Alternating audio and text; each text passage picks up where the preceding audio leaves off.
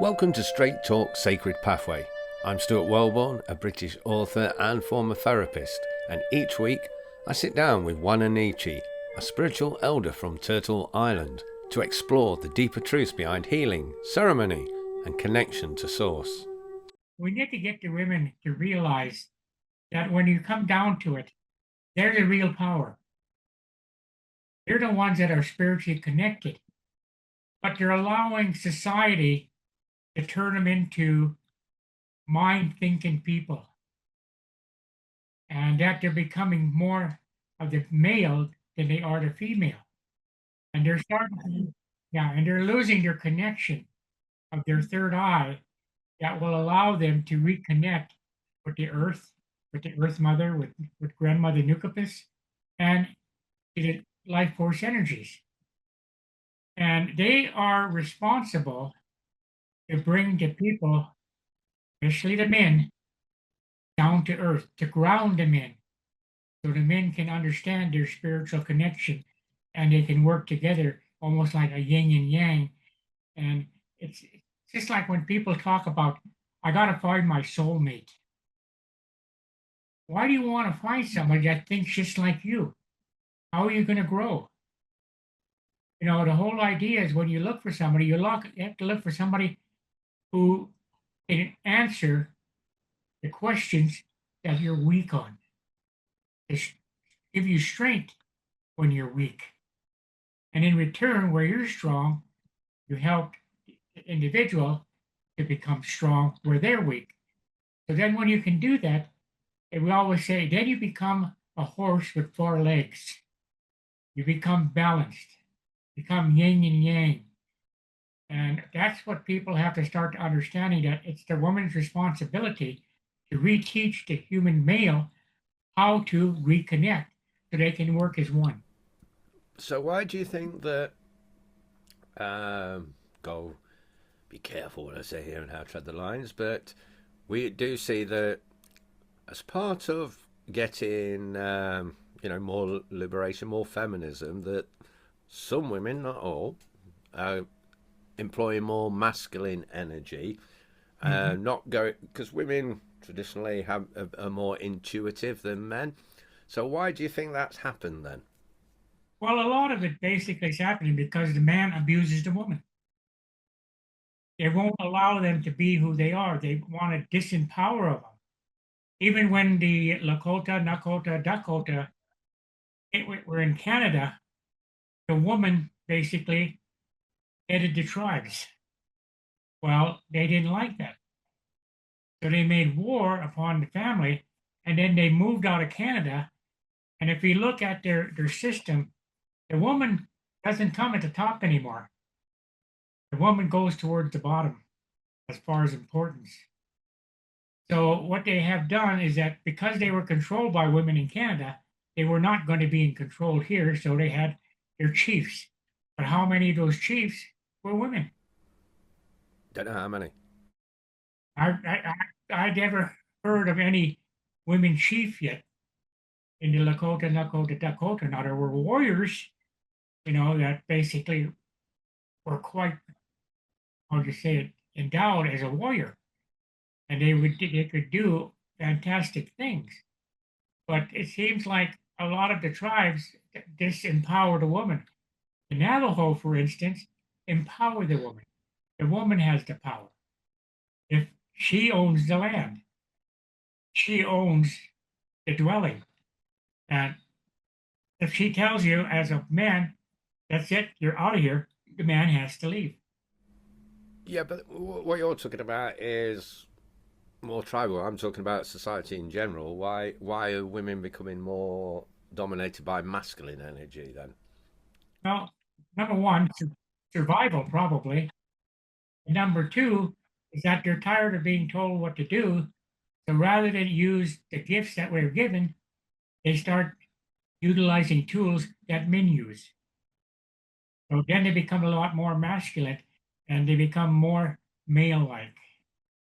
And if you know what's so funny though, a lot of the males are going the opposite. I was just going to say that. There's traits of masculinity, some of them people would refer to as toxic masculinity, but men were defenders and hunters and things. So That's what they were supposed to be. yeah, But if you look at society all the way back at civilization beginning, the man always tried to take control because they had the strength. yeah, The strength had nothing to do with it. It's making the right decisions. Just like I finally found a way that I can get the last word in with a woman. go on then. Yes, dear, you're right. That stops the argument. Yeah, and I think I just want to quickly address this. A lot of what those strong traits and controlling women is the toxic part of masculinity, but that really comes from insecurity, because that strength, the physical strength, that you take an average man and an average woman, then an average man is physically stronger than the average woman. But what's strength got to do with how the world's developed and how we've evolved? That's not more down to intelligence, because if somebody says who's twice my size goes, right, I'm going to kick your ass. Come on, let's step outside. Why would I want to step outside? I'm smart. I'm going to pick up a big stick and hit you with that, and I win by being smaller and smarter. You equalize the confrontation by bringing something that basically makes you even. Yeah, exactly. So that's the toxic part of masculinity, isn't it? Is that some men just think that strength is all there is to it. Yeah. Well, the whole idea too. What's the old saying? Behind every successful man is a woman. And then where we forget is that the woman's job is to help the male find its heart. I wouldn't go as far as say that's the job. People might take offense to that.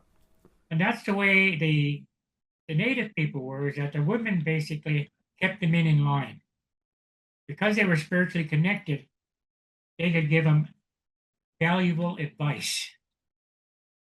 But men today won't take that advice. You're supposed to be seen, not heard. Your job is in the kitchen. Your job is having children and raising them. While I go to the bar and have fun. I'm not sure if that's the same story nowadays. I know it very much was when I was growing up, but even then it was fading out. As women were going to work more. But my grandma, for certain, even though she had a part-time job, she obviously raised her 4 kids, and was the cook and everything. But I'm not sure if it's exactly the same now, because a lot of people aren't even settling down and finding partners anymore, are they? It's just like my mom had 9 kids. How many? 9. Oh, I thought you said 90. When we used to have family reunion, I said, Mom, you raised 9 kids, and only 1 turned out good. I always used to start a little bit of controversy, with the other family, since I was the youngest. And so I used to tease all my older brother and my older sisters. And I think I understand the women more than most people do, because I had 6 sisters and they all wanted to be moms. Okay, so for any women that are listening or watching, that want to get more in touch with their intuitive side, what's your advice to these women that are interested in that? Yeah, start something very simple. Just go outside, dig a hole about, I would maybe 6 inches to a foot deep. Put your feet in there, cover it with dirt, and then offer tobacco and ask Mother Earth to reconnect them. Is that it? That would be the first step. And then the other one would be to show me how to get connected. Show me what I have to do. Show me what tools I can get. And then they'll have their dreams. Their dreams will turn into visions. And in the visions, they will be taken to a place where they will be shown things that they can use to help develop. was just going to say, we're living in kind of crazy times where, especially in your country, but people are insecure and unsure of who they are and what their roles are and what they're meant to be doing. And, women are more empowered now, maybe. I don't know, because I'm not a woman, so I can't really speak on their behalf. But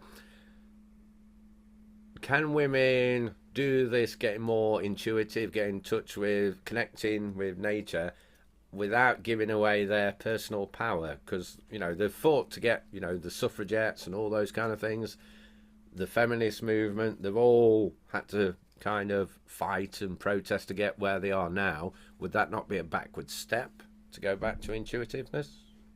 Well, the whole idea too, when you look in the transcripts, when you look into the Bible, where are the women?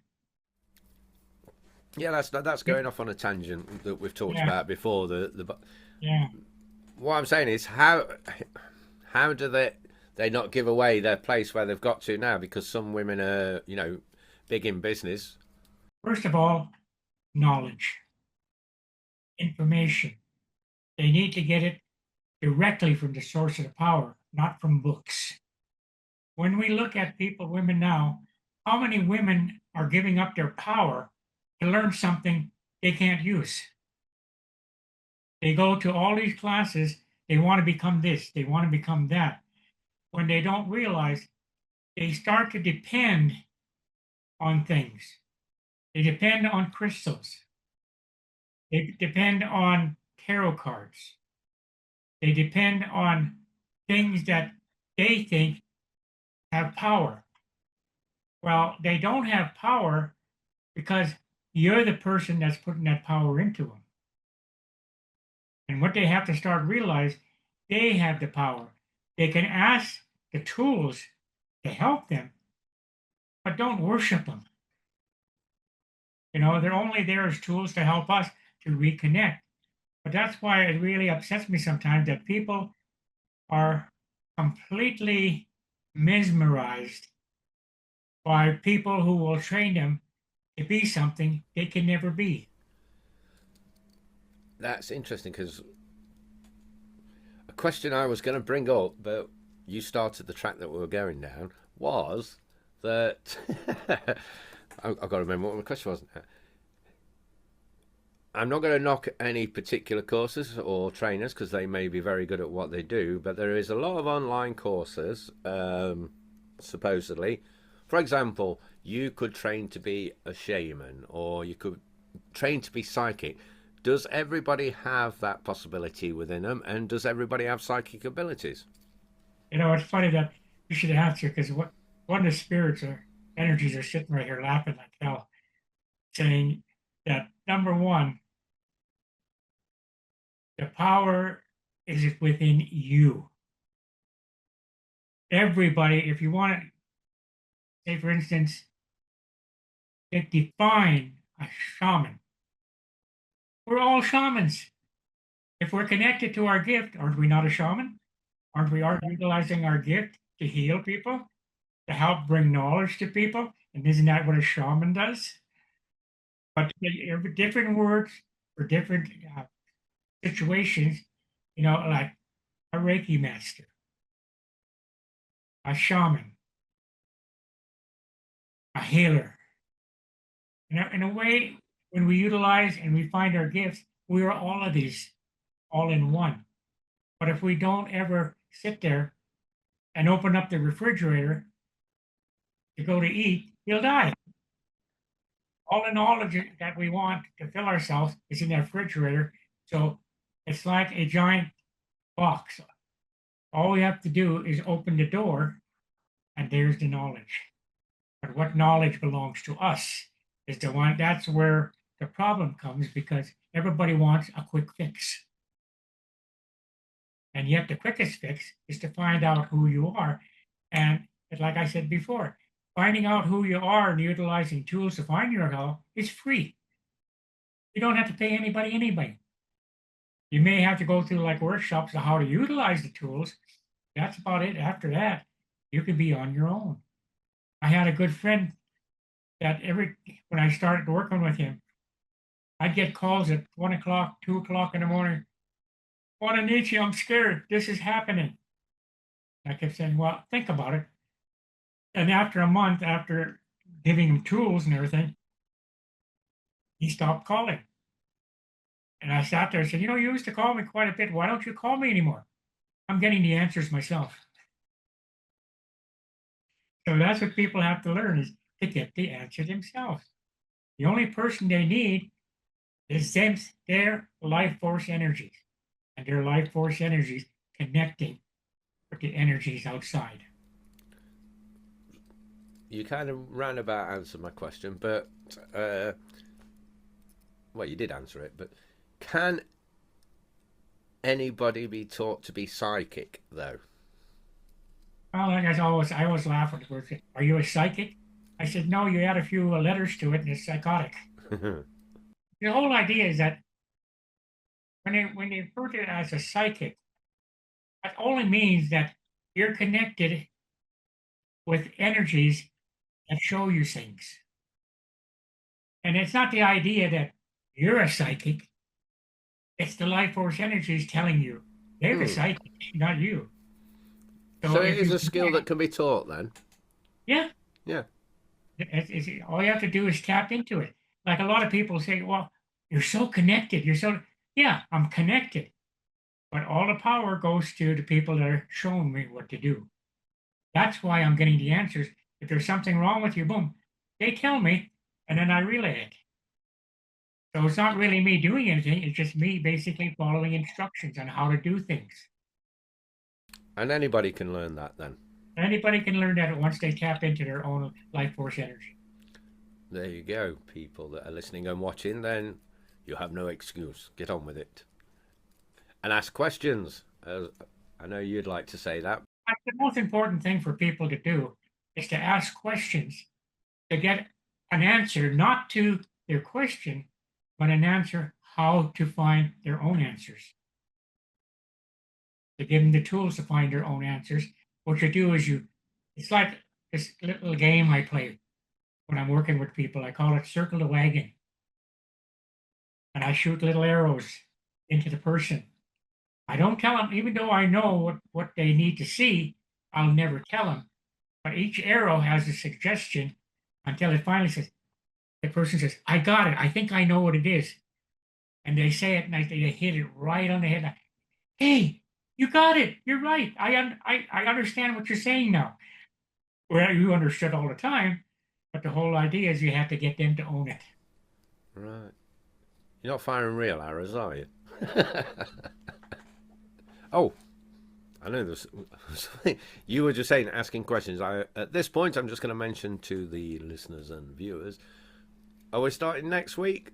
We're going to go live to do this recording. So on Monday evenings at 9 o'clock, which is when we record this, we're actually going to stream it to YouTube. So if you do have questions and you want to pop on,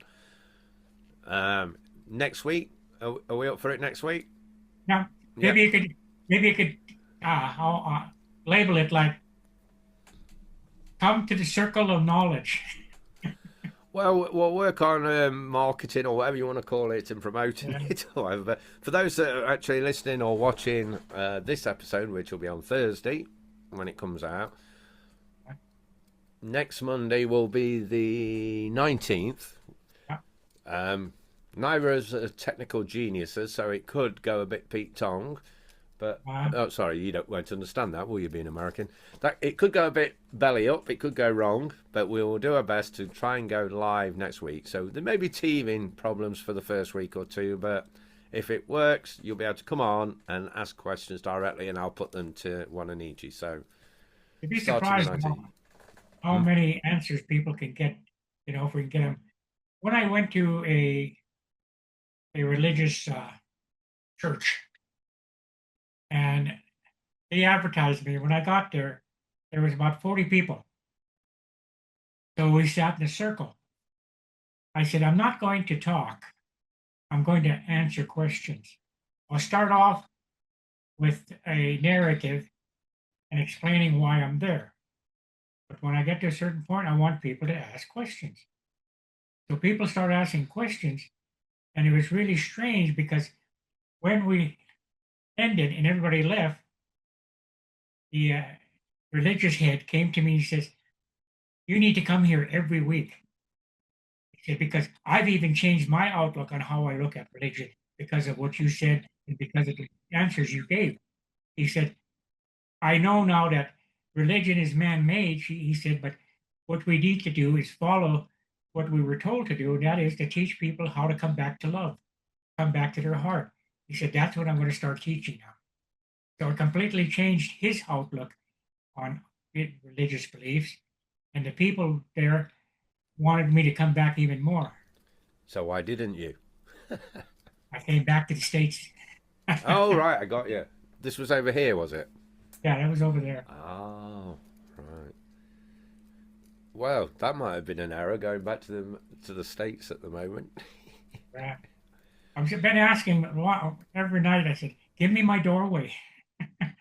A long time ago, in a vision, the ancient grandmothers came and said they'll show me how to do a doorway so I can travel any place without having to use a car, without having to use the airplane. I just go through a doorway.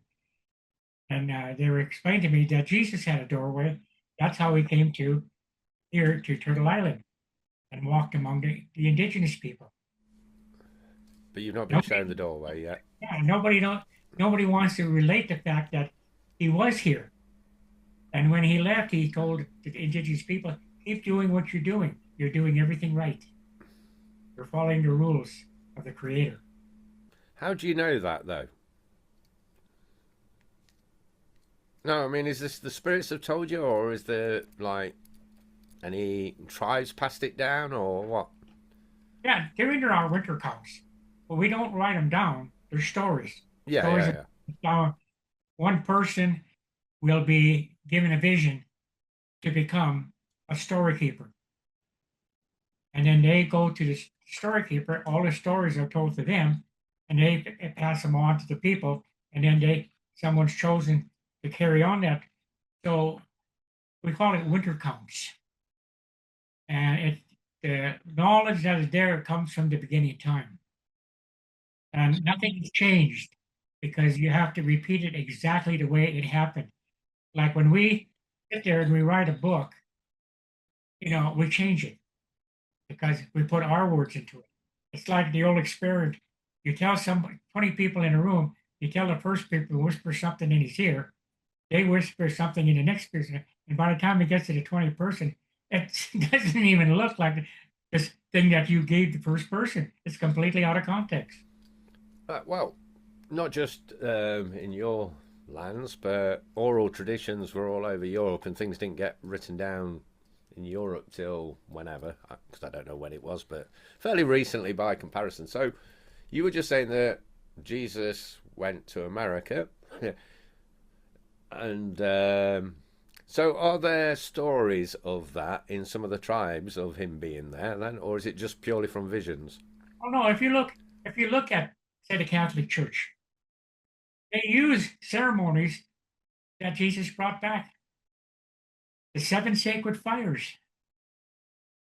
When you go to church, say a high mass or into a funeral, what does the priest do? He puts incense in a chalice and he goes to the seven directions. I don't know. I'm not a Catholic, so Yeah, well, I was an altar boy.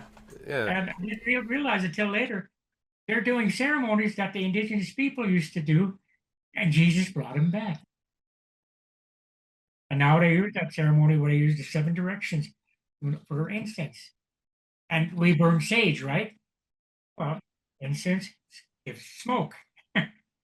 So it's not a duplication, but it's an imitation of the sage. You've not answered my question though. Are there oral traditions that actually tell of Jesus coming to Turtle Island, or is it just what you've had in a vision or There's actually other? oral traditions. They even have drawings of him. Really? Yeah, there were drawings of him. And then when the Catholic Church or the other religions found out about it, they destroyed them. because they didn't want to know that when Jesus came, he came to the eternal island. He agreed with everything that the indigenous people were doing. They were doing everything right. He didn't have to teach him anything. I'll be interested to know what the pictures look like, because I'm guessing he didn't look like Robert Powell. Well, put some tobacco out and go out and ask. You know, other ways of confirmation come to you too. They say you find somebody that's maybe an atheist, okay? And we're sitting there, and all of a sudden he says, I had a strange dream. And in the dream, this happened, and all of a sudden it answers the questions you had a vision. And it shouldn't be coming from him because he has no knowledge of it. But yet, that's your confirmation that your vision was true. What's the confirmation? Sorry, I missed that. Like, say, for instance, you have a vision, and you don't know if it's real or false. You may bump into somebody you don't even know, and you start talking, they'll say, I had a dream. And in that dream, this happened, and it's exactly the vision you had. So that gives you confirmation your vision was correct. Where did the atheism come into it? I missed No, that. just a non-believer. No, how did that connect to what you were saying? Because, number one, he has no knowledge of the energy world. He has no knowledge of the spiritual world. Yeah. I know what one is. I mean, in Hawkins, he says something, and then he says something very, very spiritual. Oh, I get you now, yeah. And all of a sudden, but that answer is for you, not for him. Right, now I understand. It was just me being a bit thick. The more that happens, the more belief you start believing in your visions. You don't need anybody to interpret anymore because you can interpret your own. Okay, we've just got literally just over a minute now, so if you've got any parting words, just wait a second. Listeners, viewers, remember, Monday the 19th, we'll be on YouTube on the Human Circle of Life channel, live, fingers crossed. Over to you, Wa-Na-Nee-Che. Any final wisdom? And for women, maybe, because we're talking about women, anything for women. Yeah, if you want answers, you have to ask the questions. I don't know the answers till you ask them. Thanks for listening to Straight Talk Sacred Pathway. If you'd like to ask Wa-Na-Nee-Che a question, you can email me at stuart@realityresponsibility.com. The link will be in the description. And don't forget, you can download a powerful guided meditation for free at humancircleoflife.com.